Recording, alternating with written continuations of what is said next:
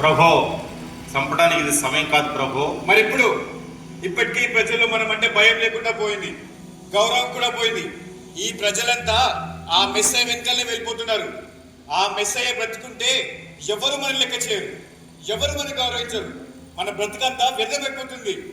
అందుకే చెప్తున్నాను, ఆ మెస్సయ్య చావాల్సిందే, చచ్చి తీరాల్సిందే. ప్రభు, బయట పస్కా పండుగ జరుగుతున్నది. ఇప్పుడు మనం ఏం చేసినా క్షేమం కాదు. అయినా ఆ మెస్సయ్యను పట్టుకోవటానికి అన్ని ఏర్పాట్లు చేశాం ప్రభు. ఎంతకాలం ఇలా చెప్తారు? రోజు రోజుకి అవమానమే. ఆ మెస్సయ్య వల్ల మనశ్శాంతి లేకుండా పోతుంది. అందుకే చెప్తున్నాను, ఆ మెస్సయ్య చావాల్సిందే. ఎవరతను? ప్రభు, మనకి బాగా కావలసిన వాడు ప్రభు. ఆ యేసు 12 మంది శిష్యుల్లో ఒకడు, పేరు యూదా ఇస్కరియోతు. మన పని కొరకు పిలిపించాం ప్రభు. చూడు యూదా, నువ్వేం చేస్తావో మాకు తెలీదు. మేమంతా నీ వెనుక ఉన్నాం. ఆ మెస్సయ్యను మా చేతికి అప్పగించి చాలు. అందుకు మమ్మల్ని ఏం చేయమంటావో చెప్పు. చెప్పు, ప్రభు అడుగుతున్నాడు కదా, చెప్పు. ఏం కావాలని చెప్పు, ఎంత కావాలడుగు. నాకు డబ్బు కావాలి, మీకు ఆ మెస్సయ్య కావాలి. నాకు కావలసిన డబ్బు మీరు ఇస్తే ఆ మెస్సయ్యని మీకు అప్పగిస్తాను. డబ్బా? ఎంత కావాలి? మీరే చెప్పండి. 20 వెండి నాణెములు. 20 ఎండి నాణ్యముల? ఆ మెస్సయ్యను అప్పగించడానికి 20 ఎండి నాణ్యముల? కాదు, మరి ఒక మాట చెప్పండి. 30 వెండి నాణెములు. 30 ఎండి నాణ్యములు. 30 ఎండి నాణ్యములు. సరే. ఇదా పైకమైతే తీసుకుంటున్నా, కానీ ఆ మెస్సయ్యకి రోమా సైనికులు ఎలా అప్పగిస్తావో చెప్పలేదయ్యేదా? మీకు ఆ సందేహం అవసరం లేదు. ఆ రోమా సైనికులకు ఆ మెస్సయ్యను నేను అప్పగిస్తా. గెత్సేమనే తోటలో నేను ఎవరినైతే ముద్దు పెట్టుకుంటానో ఆయనే ఆ మెస్సయ్య. శబాష్ యోదా, శబాష్. ఇప్పుడు మాకు బాగా నచ్చావు. ఇదిగో నువ్వు అడిగిన పైకం తీసుకో. 30 నాణ్యాలు. యోదా, మొత్తానికి గురువునే అమ్మేశావే. నీ గురువునే అమ్మేశావు అంటే నువ్వు మామూలు వ్యక్తివి కావు. ఆయన్నే మెస్సయ్యగా నమ్మావు, ఆయన్నే దైవ కుమారుడుగా నమ్మావు, ఆయన్నే లోక రక్షకుడుగా నమ్మావు. అంతగా నమ్మిన ఆ యేసుని కేవలం 30 వెండి నాణాలకు అమ్మేశావే. యోదా, సిగ్గుగా లేదా? సిగ్గా? నాక ఈరోజు 30 ఎండి నాణ్యములకు ఆ మెస్సయ్యను అమ్మేశాను.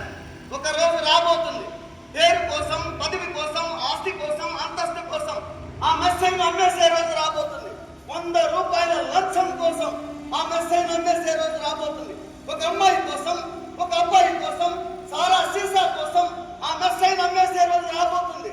అంతేకాదు, నామకార్థ క్రైస్తవులు, నమ్మించే క్రైస్తవులు, పండుగ క్రైస్తవులు, దొంగ క్రైస్తవులు అందరూ కూడా అనేక మంది యేసయ్య పేరే చెప్పుకుంటూ, యేసయ్యతే నడుస్తూ, యేసయ్య బోధే ఇంటూ ఆ యేసయ్యనే అమ్మేసే రోజులు రాబోతూ ఉన్నాయి. ఇదంతా కూడా ఈ 30 ఎండి నాణ్యములతోనే ప్రారంభమవుతుంది. ఆ తరం నా నుండే ప్రారంభమవుతుంది. వా, ఏం చెప్పావు యోదా? నామకార్థ క్రైస్తవులు, పండుగ క్రైస్తవులు, దొంగ క్రైస్తవులు, నటించే క్రైస్తవులు రాబోయే తరాలలో ఏ విధంగా జీవించబోతున్నారు ముందుగానే చెప్పావు యోదా. ఆ తరం నీతోనే ప్రారంభమవుతుంది. శబాష్ యోదా, శబాష్. రండి, నాతో ఆ మెస్సయ్యను మీకు అప్పగిస్తాను.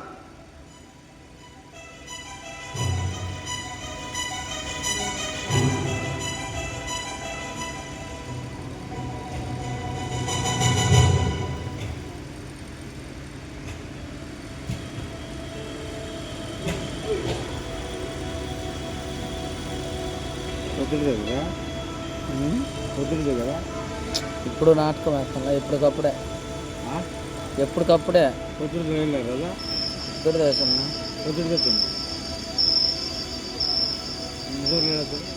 వేస్తాంలా. నా తండ్రి, సాధ్యమైతే ఈ గిన్నె నా యొద్ద నుండి తొలగింపుడేమో, అయినను నా ఇష్ట ప్రకారం కాదు, మీ చిత్త ప్రకారం కానివ్వు.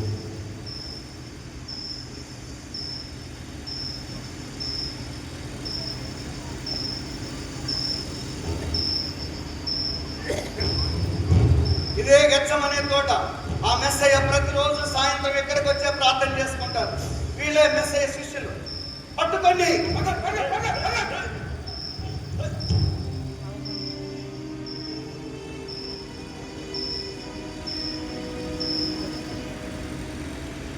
మీరు వెతుకుతున్న మెస్సయ్యను నేనే.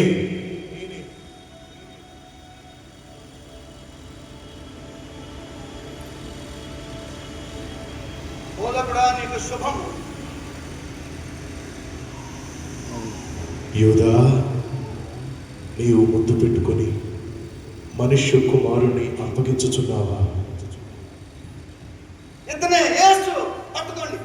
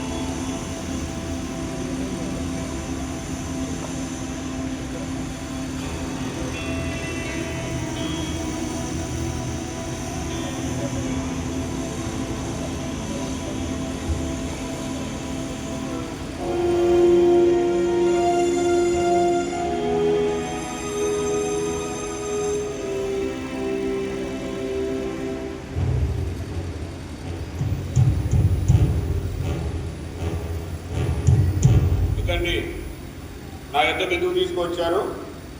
నీకున్న ధర్మశాస్త్రం ప్రకారం మీరే శిక్షించవచ్చు కదా. శిక్షించవచ్చు ప్రభు, కానీ చంపలేవు కదా. అది మీ అనుమతి లేకుండా. ఏంటి మరణ శిక్ష? అంత నేరవేతను ఏం చేశాడు? వీడు దేవదూషణం చేశాడు. దేవుని కుమారునని మా ధర్మశాస్త్రములకు వ్యతిరేకంగా ప్రకటిస్తున్నాడు. అంతేకాదు ప్రభు, యూదులకు రాజునని తనకు తానే ప్రకటించుకుంటున్నాడు.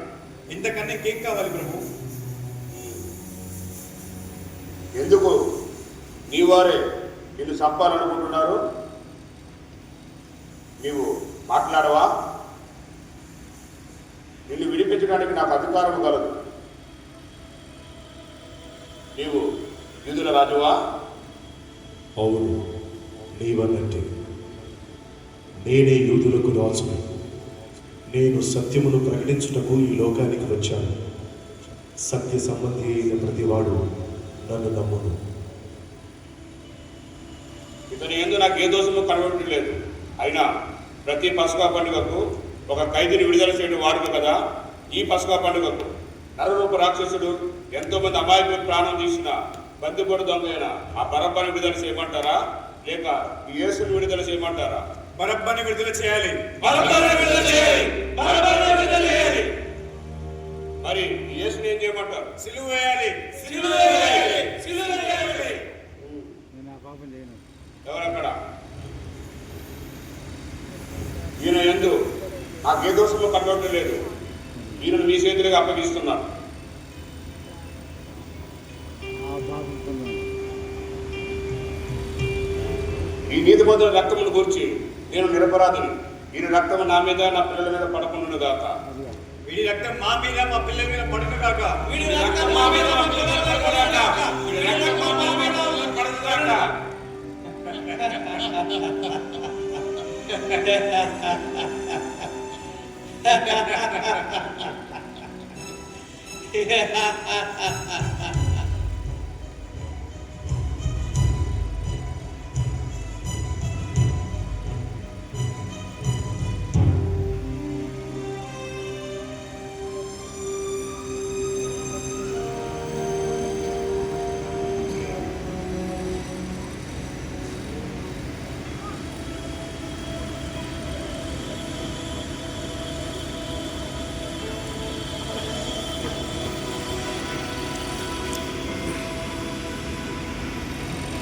రెడ్డి అర్థం బాబు ఇప్పుడు సినిమాలు అర్థం అర్థం నాలుగు అర్థం రెడ్డి ఎవరు వర్ణమడి సినిమా ఉంది సేమ్ అంతే